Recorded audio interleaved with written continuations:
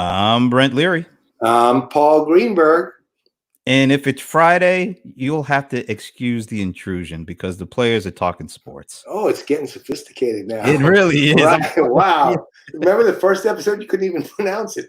I really thought I was Mike Wilbon or Tony Kornheiser. Or I don't know. Tony Wilbon. Right, Tony Wilbon, Mike Kornheiser. That's pretty much about the level we were at. That. Yeah, basically. So no, I'm feeling good because I'm in the CRM Playaz studio here, which is amazing. Does that mean you're in Hollywood? Yeah, it's South Hollywood, Southeast Hollywood, yeah. Stockbridge, Georgia, Hollywood. Well, it's called the Hollywood of what's the county you're in? Henry County. The Hollywood of Henry County. and so just to show that I actually even have a separate shot to show the little background of the studio, which is basically my where all my old DJ stuff goes to die, apparently. So what's your mic on a tripod or is it a boom thingy?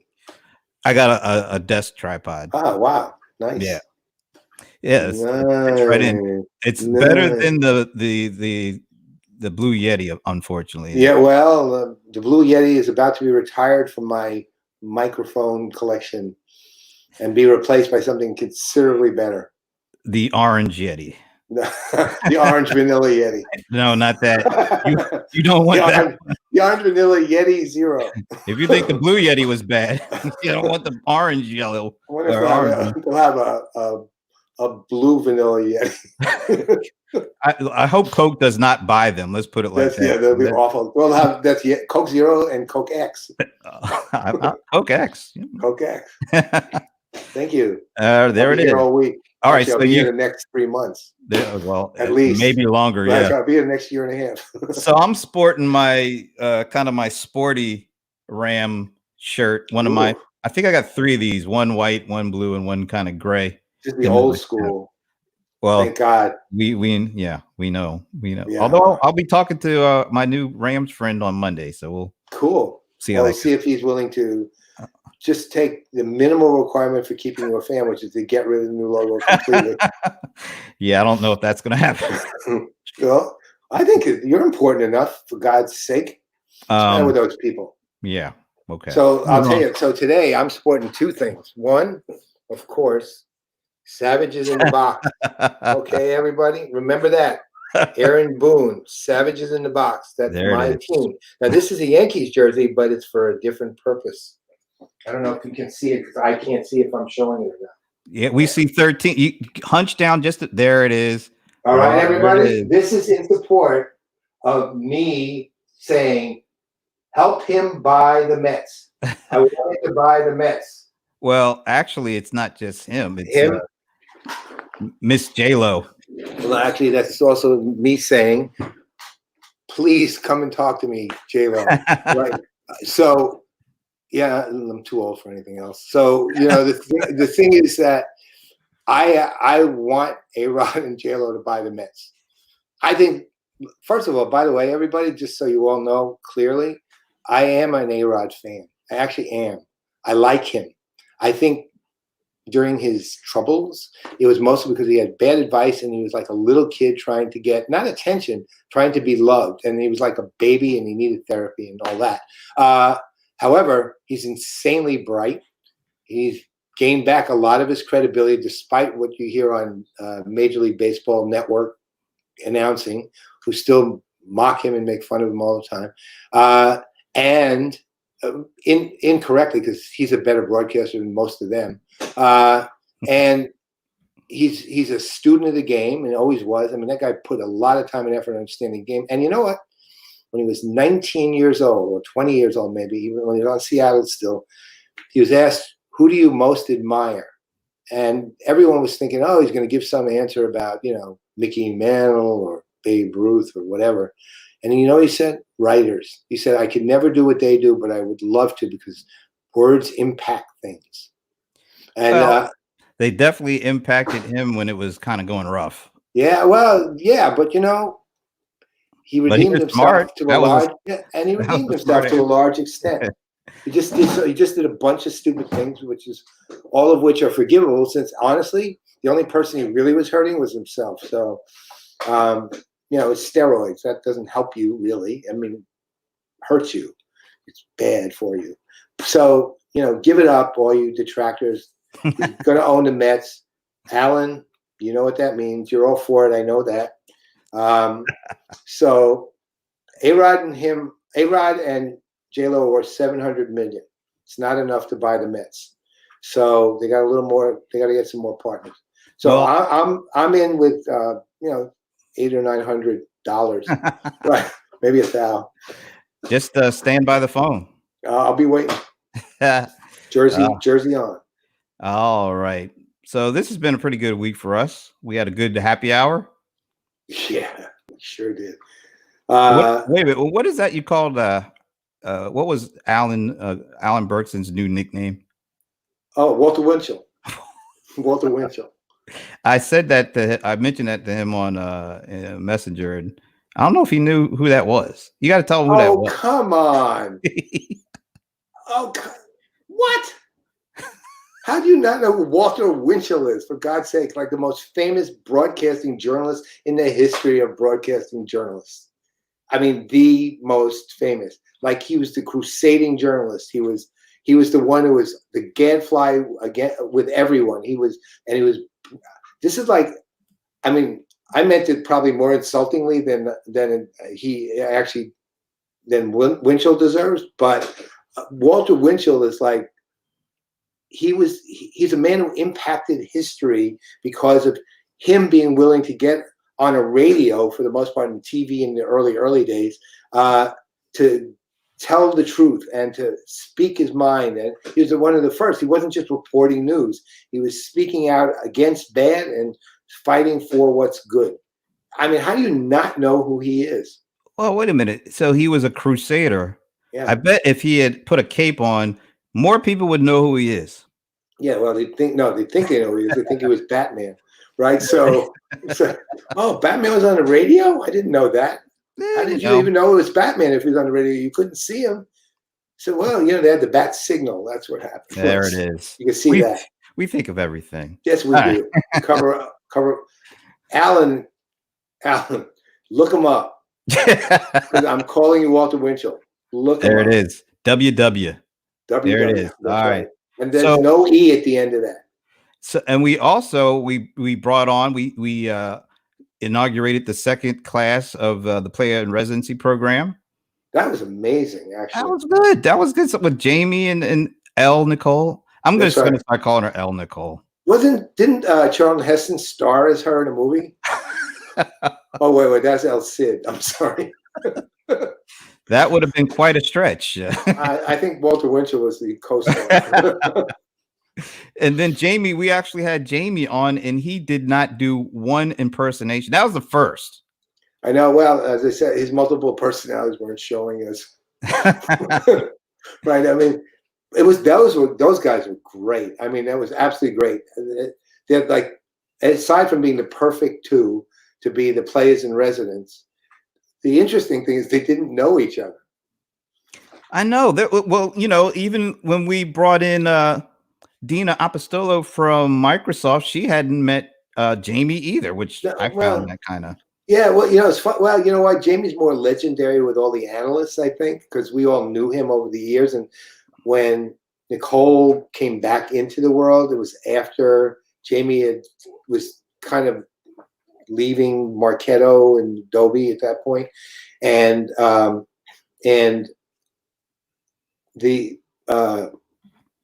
the other vendors didn't really know Jamie as well.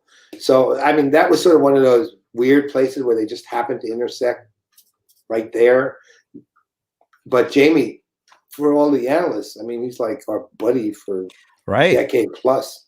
Yeah, we all know him mainly because of Michael Caine is what got me. Yeah, everybody. The other ones were good, but Michael Caine that's his calling card. I will tell you though, the John Lennon one is friggin' great. I mean, it's like pretty close. Well, actually, the Sir Alec Guinness one is good, and that will fit in with our guests when we bring them on. There's a tie in there. Yeah, we'll tell them about that when we bring them on. But so yeah, that was good. Yeah, I forgot that Jamie hadn't met Nicole before either. So we were just bringing all sorts of people together. What we do. It's what we do. and Wonderful. and Nicole came with a brand new protect the identity, not the stupidity. We're gonna keep doing that. Sorry, Walter. Alan. That is going to be a segment that's here to stay. Look, Alan, we would have agreed with you if we actually thought we had a corporate brand, but we don't. We've never had a corporate brand, so we can never be in danger of tarnishing our corporate brand because we don't have. That's right. So we're not too worried about the impact on the brand, right? Yeah. Matter of fact, we are expanding pins. That's what we're going to call it now. Pins to say anybody that we know, or we don't even have to know, but if you let us know of a really funny, stupid but protecting the identity kind of situation, let us know. I mean, if the happy hour folks let us have it, because we would love to be able to. We use these as teachable moments. Yeah, that's what we use them for. Yeah, I had to try. Yeah. Best cover story ever. Yeah, we want to make it better. Yeah. Actually, we really want to mock the person, but we can't use their name. Right. So we call it a teachable moment instead. There it is. Teachable moments. Yeah, that's right. Teachable moments. We're teaching that person never to do that again. It never right. At least not to us. Right. Yeah, do it to someone make else. That mistake. Please don't make that mistake. Exactly. One other announcement, actually, for all happy hour attendees, those in the past and to date and in the future, for now, we have a Slack community for you.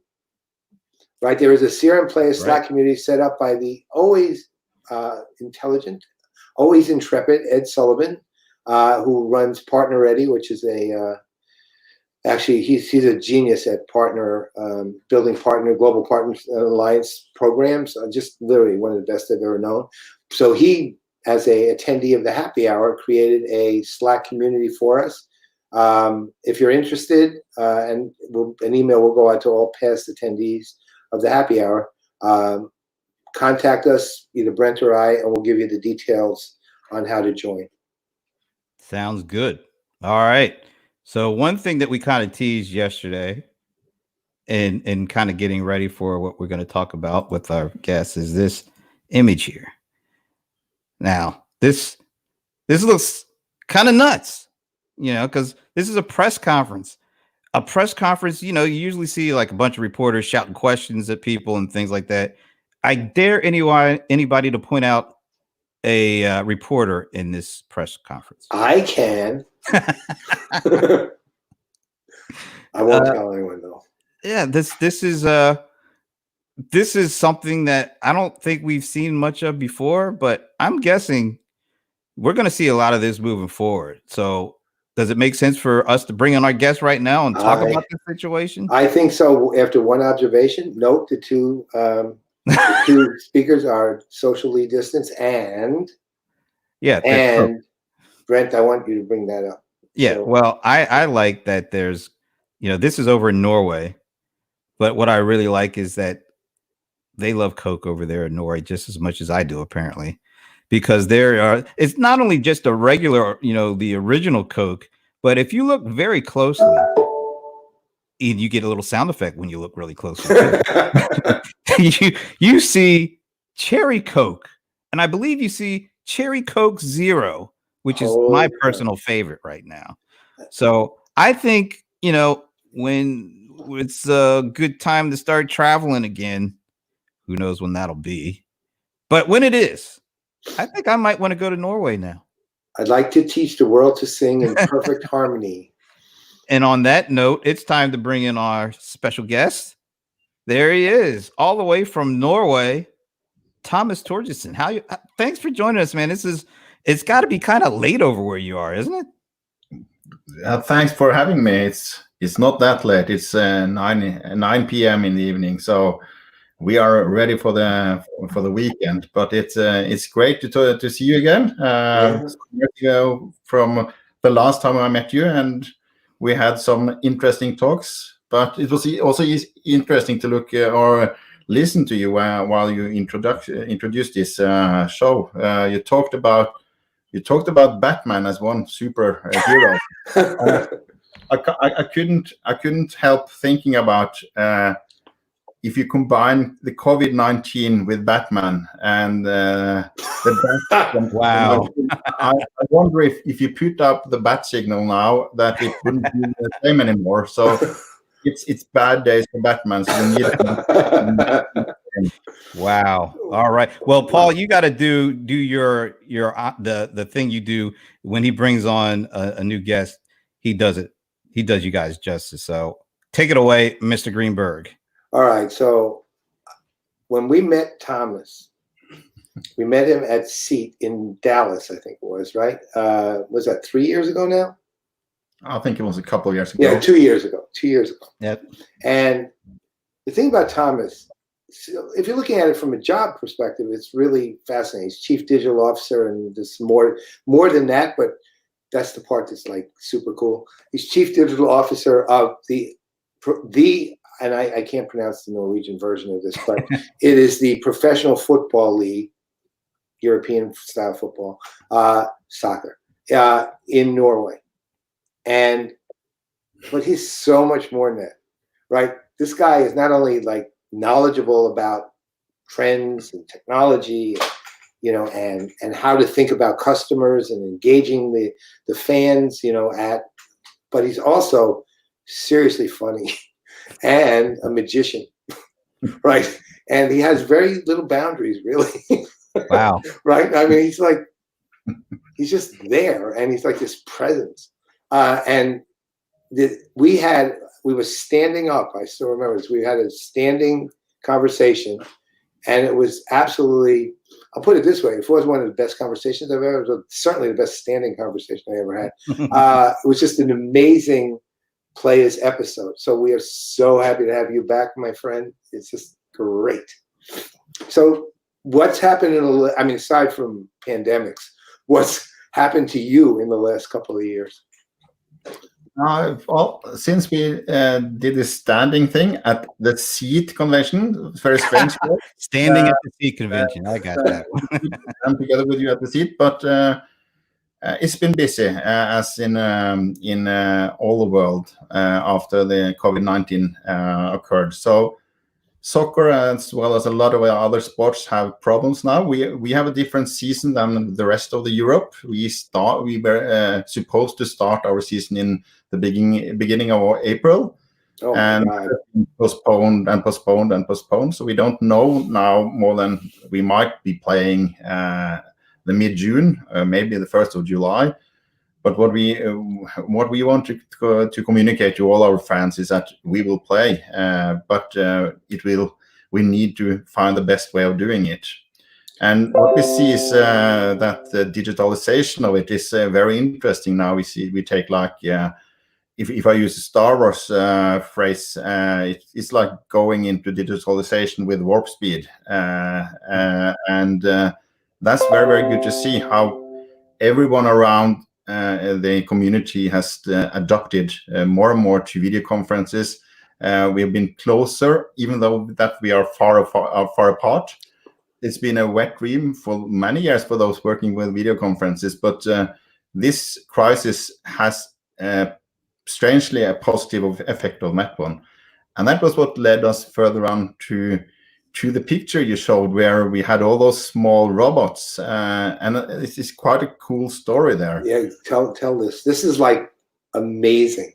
Yeah, I think this is at least it's the first time in Norway, or Norway, as I say, close to Hawaii, because of the but what this football club in Eliteserien in Norway, it's called Stabæk. They called me the day before the press conference.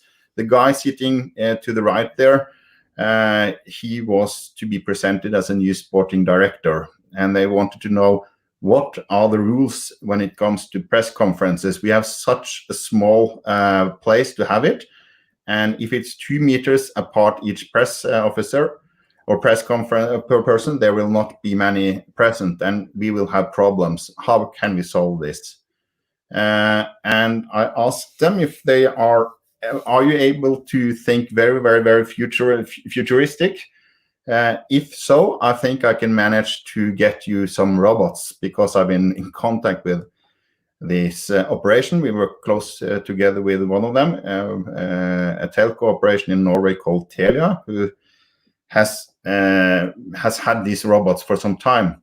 And they said, of course, that would be great, but is it doable? It was I think it was around 12 hours to the press conference, or 24 hours to the press conference. And the partners, they willingly participated. They came with all these 10 robots, and the press was invited to this press conference, and they got their own username and password. So they downloaded an app, and this app made them to control these robots. You see on the table there the different parties that were attending. So you know that if it was Eurosport or VG talking, on the top of one of the robots, number 2 on the left, you see it's blinking on the head. So you're able to raise your hand, and they could see, they could hear, and they could also share their different motions based on what they said. And when they asked questions, it was just like sitting there. You see the red dot to the left, that's our logo, Norwegian Professional Football League. So I was one of those attending, and it was just like sitting between the other press corps, and you can turn your head around, you can nod, and it was so real. I felt very like sitting in the room together with them. The sound was great. The guys sitting on the podium, they thought it was a bit strange to talk to robots, but it's been very interesting, and it's a very, very cool way of doing it. And maybe this we'll see more of in the future, because if there's a long distance, there's a lot of things happening at the same time. It's difficult for the different news agencies to be all around. But by doing this kind of press conferences, you can cover a lot of things, and you get exactly the same thing. So you're the second robot in the front row from the left? That's you? Yeah, didn't you see the resemblance? Yeah, I did. On the top, it's like a white. Look at it. It's got like a white blonde streak. Yeah, that's right. That's you. That's exactly why I figured it was you. I didn't know it was you, but I just figured that from the hair. You see that now. Yeah, that's good. That's amazing. So was this the first time that was done like that? For these robots, it was the first time in Norway. And these robots are produced in Norway, and mostly they are used for instance, children that are not being able to go to schools, etc., to be a part of the community. The vendor that makes these, they are called No Isolation. So that's a good name, because if you are sick at home and you aren't able to participate at school, your friend can bring the robot. You could be in their rucksack and be part of their traveling back and forth to the school, and you can sit on the bench and you can actually be a student. So what we wanted to do is how can we put this forward and let the press course do their things. And it was a very interesting session. Kind of brilliant, actually. I've never seen that before anywhere. That's the first ever. I mean, I imagine maybe someone's done that, but honestly, if somebody had done that here in the US, we would have seen something on the news about it. Yeah, I think this channel will be very famous now, because it was I think it was the first world's first time. So I think so. You broke the news from That's right. Thank you for the scoop. So what has been the feedback from that? I mean, what I see you had your own personal feedback. What else did you hear in general from everybody else involved in that? Yeah, the reporters and the like. Yeah, the reporters, they loved it a lot, and it's been a lot of chattering about it afterwards. And the club as well, they saw that this was a very easy way of communicating and arranging such press conferences. But we shouldn't stop there. We have seen for a couple of years ago, one of our clubs, They had I think it was a 7-year-old boy that was a fan. He had cancer and was not able to participate with his team and show the support. So he was from his bed following with such a robot. And when the team went out to the pitch, they carried the robot with them. So he was together with the team, and that was from a fan's perspective. So it's been something done before that way. I know that Chelsea as well have tested some of the same thing with the fans, but never before I think the journalists have been able to do that. And it could be interesting because maybe that could be done in the press conferences for Trump as well. It would be easier for him to. That's right. It would be hysterical watching him attack a robot. Yeah, fake news robots. I mean, that's right. Fake news fake robot. Fake robot. You're not even a real robot. Right? A real robot. And, this is a lot of people have said, "Is this Skynet? Is this Terminator?" No. It's not Terminator. I think it's good use of technology to actually connect people. So connecting people on a warm way, like it's feelings. So would you consider literally replacing the people giving the press conference with robots too? Wow. So literally, I mean, there were only 3 people in that room. There was the camera guy and the 2 people giving the press conference. Well, I guess there's the 4th sitting. There was a guy holding the mic. Guy holding the mic. Yeah. But technically, given everything, you could set up a camera in the room. We only have, you could move around. You could have 2 robots at the table and a mic. You probably wouldn't need the mic actually that much if you had a computer set up. But I bet you could literally make it an all-robot press conference. Yeah, you could, but you need some human touch as well. So, but maybe if you remember how R2D2 delivered the message from Leia Morgana, that was holographic. So maybe holographic is the next thing. So combining robotics with holographic sporting director, that could be cool. That'd be and your next game will be played with holographic images of the players, right? Yeah. So, and we'll finally have what was it called on Star Trek? The holodeck. Oh, yeah, right. Holodeck. We'll finally have a holodeck. So what?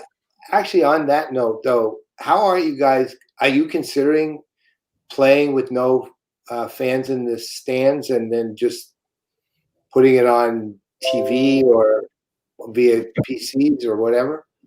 Yes, we don't know yet how this will be, but we are working on solutions. The important thing for professional football, professional sport, is that we must be able to train before we start. So training sessions now that they are made with maximum 5 persons, no contact, and of course you can keep your condition or your stamina up, but you need to be able to have contact with the players. So we are working together with the government and the health departments. How can we make rules that will allow us to do training sessions and then start playing again? And so most likely we will be starting to play without any spectators on the venues. So we need how to find a good solution for that. And we don't know how long this will be. Could be for 5 games, it could be for 10, it could be for all the 30 games. We don't know, but it will be a very special year this year. So it's important that we find good and engaging things that we can do together with the fans so they feel connected with their team without just sitting inside the television room and watch it there. We need to make more engaging productions, and that's what we're working now together with our broadcaster and our partners. So it will be interesting. I know that a lot of all the teams in Europe, they have the same issue, and what we know now is that the German Bundesliga, they have said that they will start playing the 9th of May. So they are quite early, and we look at each other and see what's working on the different countries. And the main important thing is to stay healthy. We need to consider the health first. Right. But we need to come back to normal life as well, because we feel that sporting is a very important thing for people to have something to enjoy and to watch and to debate. So we need to start this working, and it's a huge business, a lot of people working within it, and it could be very tragical if we can't play the matches. Can be the end of a lot of the teams, and that's going down to the grassroots and the grassroots clubs, and everything is connected. So we hope that this will solve itself, that we are able to play. So do you cooperate? Do you cooperate with like the other leagues in Europe? Do you have like regular?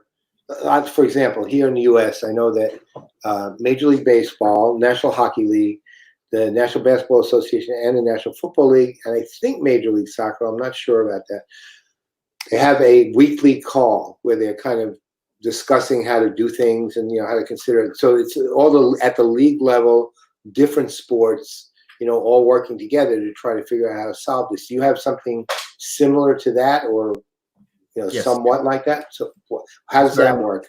It's very like we talk with our league organization, which European leagues, which is for all the leagues. Like we are the league in Norway, we have the Swedish, the British, etc. All they talk together on a regular basis.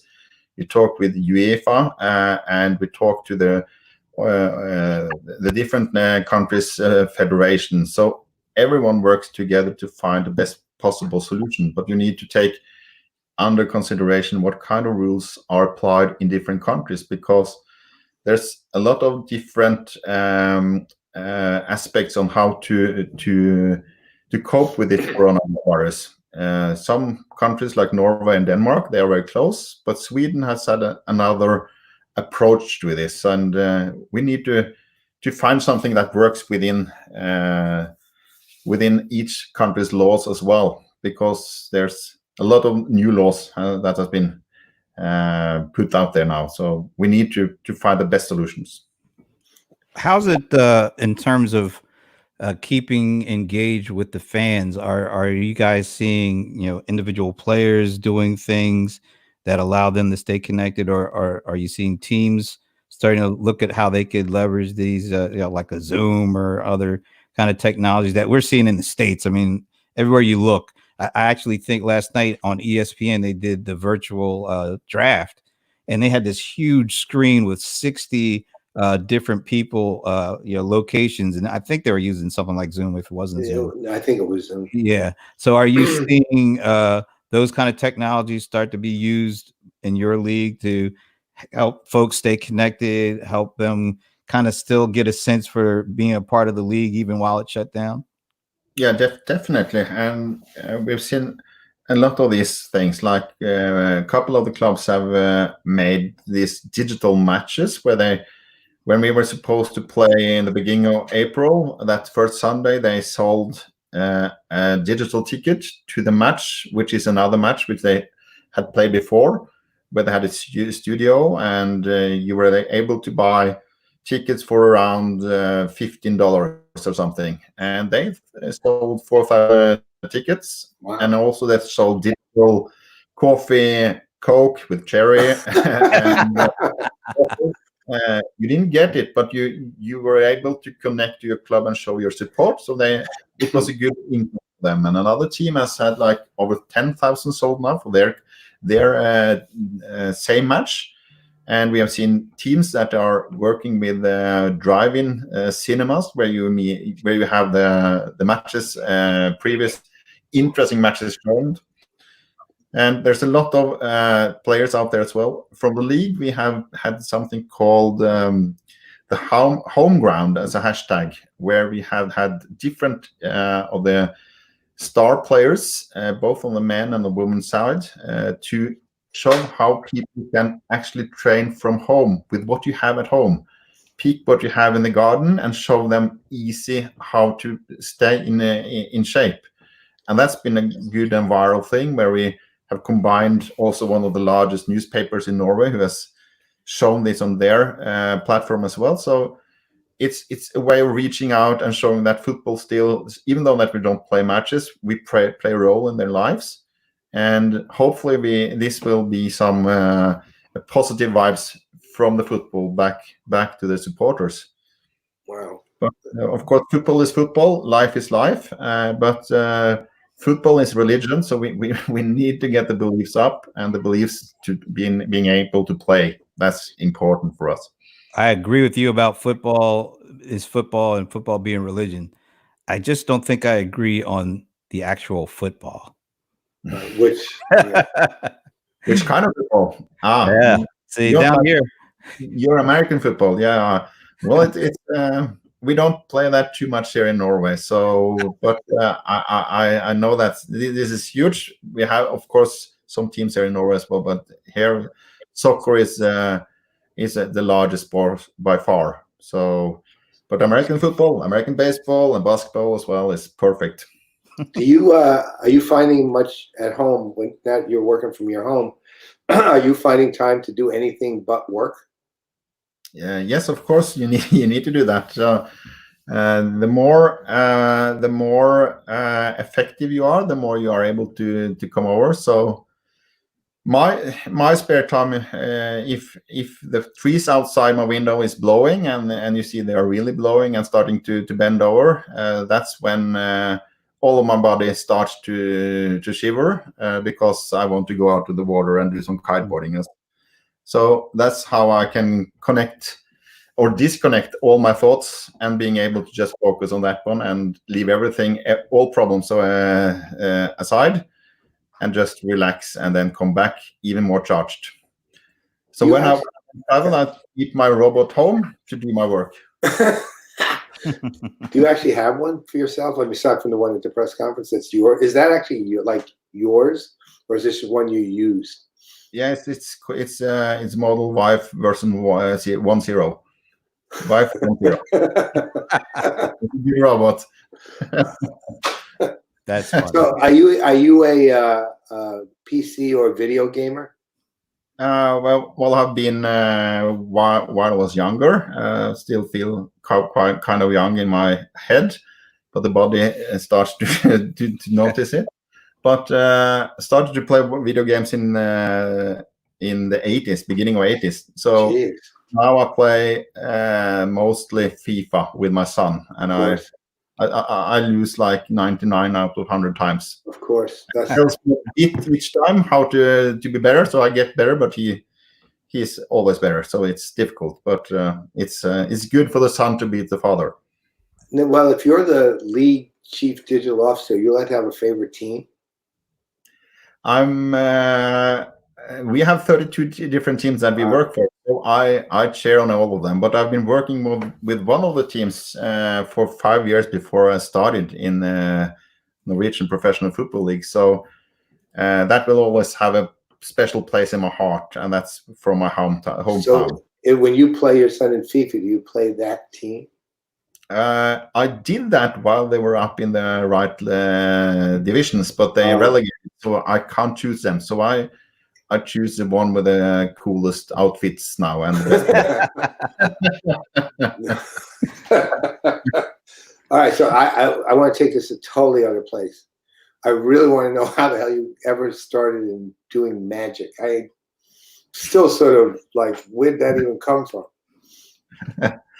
Okay, the magic was a way to get past the military, because while I was in the military, I was on a boat in the Navy, and while we were outside on the sea, sometimes it got kind of bored. It could be like 1 week on the sea and not much to do. So we started to play a bit of cards, and one of the guys on the ship, he was a former Norwegian championship of cards, magician. He was a magician, and he started to show us something, and it was very, very interesting. And we asked, please tell us, can you show us? No, it's you need to be worthy. So how can we be worthy? And he said, you need to do one of the tricks I show you. You need to be able to show me how this can be done. Oh. knew one of them, and I showed, you mean like this? And I showed him, and then I was brought to his cabin, and he opened his suitcase full of cards and all the different stuffs, and cards were flying around in his cabin, and he taught me a lot of things. And from there, I think I've been kind of interested in it. So brought that over to my son, who is even better than me. But on a video show like this, it's difficult to do card tricks. That could be on a happy hour show later. I need to prepare more. But I remember I did some tricks on you while we were eating. And you said that we need to do something else now because Brent was eating so much sushi. He had to do something else. Whoa. He's got a really good memory for what you don't like, right? Yeah. He really does. That's really good. Oh, I really don't like sushi. I know. That was like seriously impressive dig, man. So let me ask you though, what's your absolute favorite magic trick to do? Well, that needs to be with a card, but I think we could maybe do one now. An easy thing is to disappear. It would be like this. But he had me going. Well, and if there's someone else out there that who's watching and want to try, they can do it together with us. I think you have done this before, so it's interesting to see if you can manage. You need to use your hands. If you put them together like this and turn around, can you do that? Like this, and when you turn it around, you bend it further like this. Put both fingers. I can't do that part, I don't think. My hands are a little arthritic, so that doesn't work. You're almost there when you're done there. No, my hands are arthritic, so this finger doesn't work fully. Try to get it up, Paul. No, it's oh wow! You've already taken us to an R-rated show. I can't believe it. If you do like we this, have kept this in like G or PG at the worst, and PG was only because of my initials, right? That sounds low. That just bend it out and see. This finger is arthritic. I can't bend it. Do you have a rubber I have arthritis in the finger. It's hard to bend. Do you have a rubber chicken handy? We could try. Let's this once more. I will show you another thing. Wait a minute. Let me get you. Well, give you do it with Brent. It's all right. You can do it, Brent. Just turn it like that. I also have tendinitis, so I can't watch. I'm an old guy, man. Have you done it, Brent? Oh, okay. Hold on. Let me. I'll put you want to turn like that, right? Yeah, turn it like that. Hold on a second. There we go. And, and then we count to 3 and we turn to the left. 1, 2, 3. And then you get it like this. Just oh my God. I can't do that. I can you call that a trick? I remember that. Oh, you did it. So here's what you did. This is the trick. Made my arthritis work and screwed up my tendinitis. Good work. That was a trick. And I have to go to a hospital. I showed you the trick in Atlanta, but it is 2 years ago, so I don't think that you remember it. No, I don't actually remember that one. I'll just stick to the Coke. That's right. So the Coke on the table. So who made those choices, though? That's the key. Who picked the Cokes? I think it was him. He is wise. We know that. We know how wise he is beyond. I'm a huge Mandalorian Baby Yoda fan. I love Baby Yoda. So I just like, he's my favorite meme now. Baby Yoda. It's just like, he's so cute. And yet he's Baby Yoda. He's 50 years old, apparently. That's what that's what apparently is supposedly the case. He's actually 50 years old, but he's still a baby. I'm not sure why that qualifies for baby, even in Jedi terms. You know, I don't quite get that, or, you know, that part threw me off a bit, but theoretically, but he is so adorable. Right. So I totally agree. But if he is to live until he is 900 years old, he as well, then you need to fight for some years. Well, I guess that's it, man. I guess maybe at 100 you start to go to school, kindergarten. Right? At 100 you go to kindergarten, right? Or no, you go to preschool. You go to nowadays. When I was young, when you were 100, you went to kindergarten. Now you go to preschool, and now that's a private preschool that you paid and you had to get in. Right? You had to apply and get in, and you had to know somebody, and then you had to pay, I don't know, $10,000. Right? So then you can go to preschool. And then you end up in jail because you paid someone off, like those Hollywood stars, right, to go to school. If you go further on the Jedi path, you mentioned before I came on Alec Guinness, who was Obi-Wan Kenobi, Yeah. and very, very relevant to the talk we've had today. You remember what he said while when he met those two stormtroopers? These are not the droids you're looking for. The droids that we had on the press conference, that was they were the right ones. They were the droids you were looking for. That was like, you gotta realize what like an amazing shot that is. Just like the picture itself is amazing. Yeah, it's like you look at that thing and you go, wow. And I'll say this though, if you didn't say what it was, I would have no idea what was going on. Other than that's a press conference with a lot of it looks like what do you call those? The things you crank and you produce chopped ice, right? I mean, it looks. It'll come to me. It's much funnier in my head than it is actually, right? Right, because they do look like that. I could literally. Unfortunately, we're not filming this from my man cave at the moment on my side, so I could literally show you what I'm talking about. If you took a crank and you put that on the side of one of those robots, and you open the top, you put ice in, you go like that, it chops the ice, right? That's what I can't. There's a name for it though, and it would have been way funnier if I didn't have to spend 10 minutes trying to remember what the hell it was. Right. But what can I tell you? So, all right. So next steps, you don't really know exactly, but you're chief digital officer, so your job, as important as it's been, is magnified by multiples now as even more important because you're pretty much let's call it the experiential and technology lifeline for keeping the fans as fans. You're it. You're the guy, right? You have. Well, you are. No, you really are. I mean, it's your job is to figure that out. And you did. Look, you thought out of the box and you ended up with robots at a press conference, right? For one of the teams.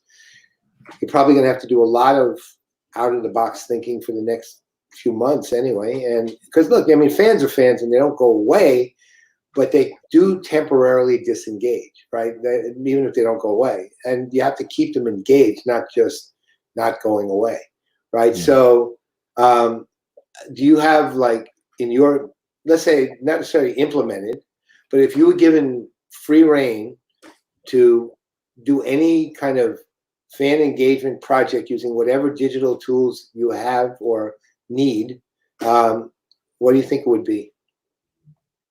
I think connection, getting connected with the fans is a major word there. So either it's through ordinary or CRM tools, or then plus adding on with Wi-Fi and the apps, and we need to know much more about the fans on the right way. So we need to communicate one-to-one. We need to be able to give them some kind of content that they actually want. We've been talking about this for so many years, like one-to-one marketing. It's a buzzword, but I think we're slowly getting there.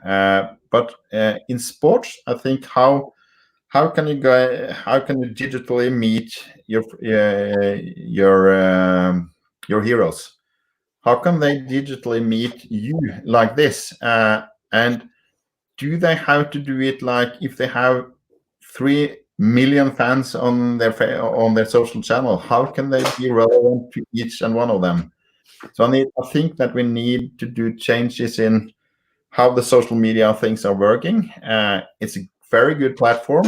But you are relevant to a lot of people, and you are a fan because I like that guy. I hit like, I comment, but it's very seldom that you actually talk to the guy or the woman themselves. So how can we through robotics being able to find out what am I thinking about, and how would I reply to the question that you asked me now, and how could that be answered through the social channels, to the official media channels of the clubs, to the fans from their favorite player or players?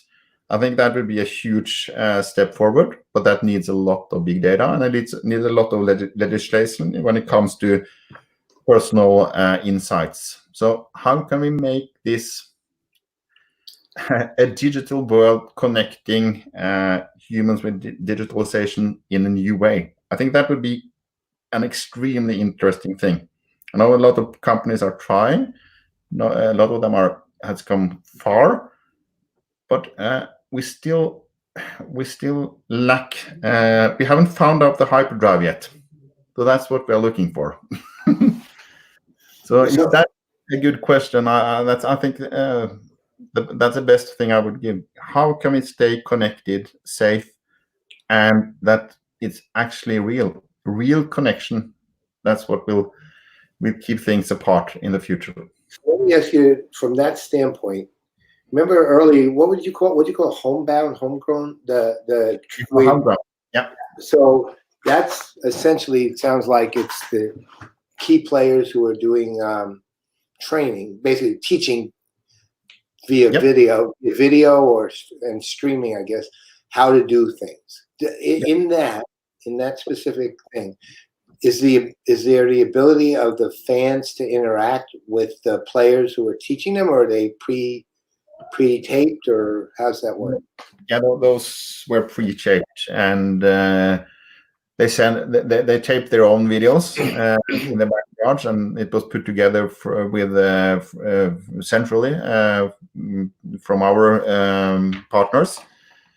But that's what I want. If you really wanted them to show that, this was a good maneuver, I would like to test this, and I will upload this, and you actually got kind of real feedback from the guy showing the trick in the beginning. That would connect them so much better. And because now you post something and you get a lot of comments, and it's not easy. Like if you were Zlatan and you post something, or you are a pop star, you get millions of hits and likes, and everything is connected together because you like it, I like it, but you don't actually gather more than likes. You need to gather the connection that we are having now. And if this connection could somehow be translated into social media, being social helpers for those actually are the real people, then that would be extremely interesting. Then we could drive to the moon. You know what you could do? It just occurs to me. So what if take a player and you set up this interactive live streaming thing. So he shows how to do something. Then a young kid, who loves the game and is trying to imitate him in the house, maybe, whatever it is, but somewhere where they can show it and then safe. They say, "You mean like this?" And then the kid, the player actually watches the kid do it. And he said, "Well, no, you need to do this, this, this." So he becomes that's not only like a training video, he becomes a trainer. And in the meantime, you have all these other people watching and learning, but you're giving them the ability to not only interact with him, but for him to see and respond to them, which, given the tools we have now, that's not hard. The harder part for that would be where the kids are going to go practice and show how they're going to do it, right? That's the hard part. But the idea of the interactivity seems to take it up a notch, maybe. But that's what I mean. It's not hard to do like the conversation that we do now. You have tools for that. But if you get like 10,000 hits and questions, it's not possible to do your job if you're a player to connect with all of those. Right. So if you somehow could make you have the human player, and you have the digital version of that player who has actually learned from all that player's movements around digital answers, etc. This is how he is thinking, and if that kind of could be a holographic part of him coming back to that into that garden and seeing how they do their trick and giving actual feedback. That'd that be could amazing. really push it forward like some That 100 would years. be amazing.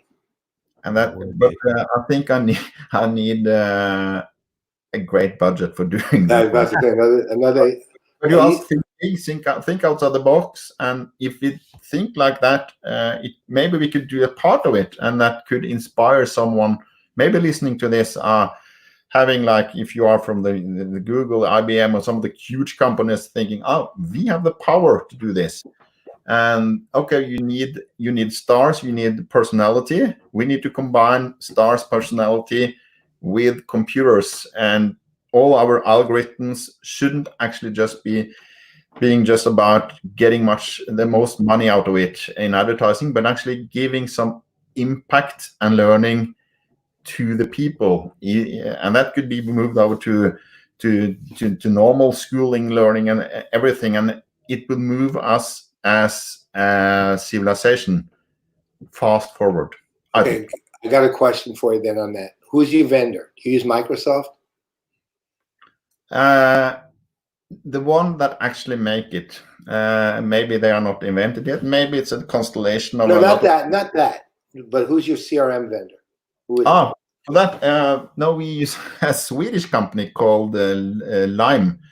That's our CRM company. So Lime? Because it's very close, and they know soccer. We have been working around with Microsoft. We've been working around with Green4 and a lot of other things. We're looking into Salesforce. It's too big for us. We must remember that Norway, as I call it, almost Hawaii, it's small. We have 5 million people living here, so we are like a very little nation. So we need to think differently than if you have combined all our 32 teams and add some on top of it, we might be at the same economic muscles like Liverpool or Manchester or something. We might start to come up there if you gather all of our assets. That meaning we need to make a lot of joint systems. So we have been working with joint systems for our league for as long as I've been around, and we have a lot of joint systems like the CRM system, media platform, connected league system, and all these things needs to be connected together. And we are competing on the pitch, and we are outside the pitch. We share all our knowledge, and when we find a good solution that is doable for everyone, then it's smart for the league to go in and do that. So it's becoming a great architecture. We have some steps forward, of course, it will always be, but we see that this actually makes impact for the clubs. They need to concentrate not on which kind of CRM system they should have, but they need to know that they have a communication channel with their customers. We follow the technology. We know that everything is connected, and they need to find out how will I communicate with my fans. And then we have the platforms for them. And of course, we check if the platforms are the right from time to time, but everything needs to be as a giant thing working together. So follow up from if you are able to talk to me another time, I could take you through that, because it's so important. I get in my role, I get like I think 4 mails each day from someone wanting to sell me an OTT platform, CRM platform, media platform, whatever. They have the best solution, and they've just sold it to that and that club, and we are large in this one, and we have shown them how to make money. And it's a good thought, but you really need to convince me the right way, and that's not through an email or through LinkedIn. So what we see is if we take something out of our platform, it's so many connections. So we are very rigid on everything should be so open that we can remove, for instance, the ticketing system and put another ticketing system in without the customers actually noticing it, because it's just something that needs to be supposed to be there. You need to buy tickets if you're a sporting fan, and you buy that not through A, B, C, or D, the provider, but you buy it through the club's web page. So we talk about the club's web page. So if you change like 3, 4, 5 times during a 6 years period, it should still be the club's webpage. That's the brand. And the brand will be there for like 100 years from now. And then we have had a lot of brands in ticketing going back and forth, but we need to work with the best one. And we don't want to communicate too much that name because it could be another name in 5 years. But you still are buying tickets from your club. So the club should shine, and they should shine in their colors and their feelings and their way of looking. But we use the same system in the architecture, so it's much more cheap for everyone. They don't have to have their own IT departments. So it's very different from a lot of the teams that you probably have in the States. I remember we visited in Atlanta, one of the huge venues there. Of course, they have the money, they have the possibility to hire in a lot of people, but they still need to gather all these bits and pieces. If that could be done on a much more country-wise matter, it would be easy to have like one solution for that, like the internet protocol. Right. It's easier for everyone if you put it on the internet. Like when you finally gather that one, when you went from beta to VHS, you have these steps. You need to find some common ground, and everything is down to metadata and APIs and openness. So if these things are working together, and we are showing you what you like from your team, I think it will be interesting in the future. And it will be interesting for our partners to be a part of as well. Thank you, sir. All right. Well, hey, this has been a really cool hour. Yes, it has. Opportunity to learn how to do some magic tricks, or that might send you to the emergency room, but that's okay. Thanks for that, by the way, Tom. No problem. That's why we have to end the show. We're actually ending the show 15 minutes early so I can go to the hospital.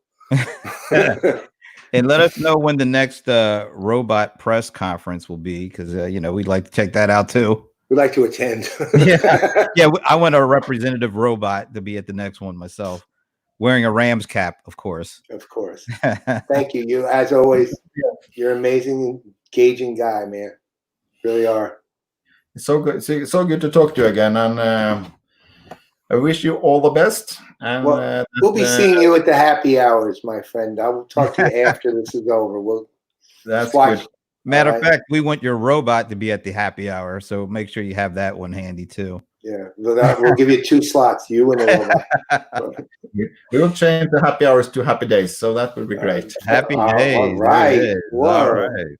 Richie Cunningham. That's right. Henry Winkler. Yay. Hey. All right. Well, hey, take care, and all honesty, be safe and healthy. Yes. As everything we're dealing with, we'll hunker down and shelter in place, and hopefully we'll talk to you sooner rather than later. Yes, we will. Hopefully. All right.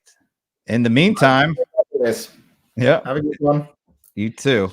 In the meantime, I'm Brent Leary. I'm Paul Greenberg. We are the CRM Playaz, and we'll be seeing you next week at a happy hour or sports talk, or just regular stuff for us sometime near you. Bye. See ya.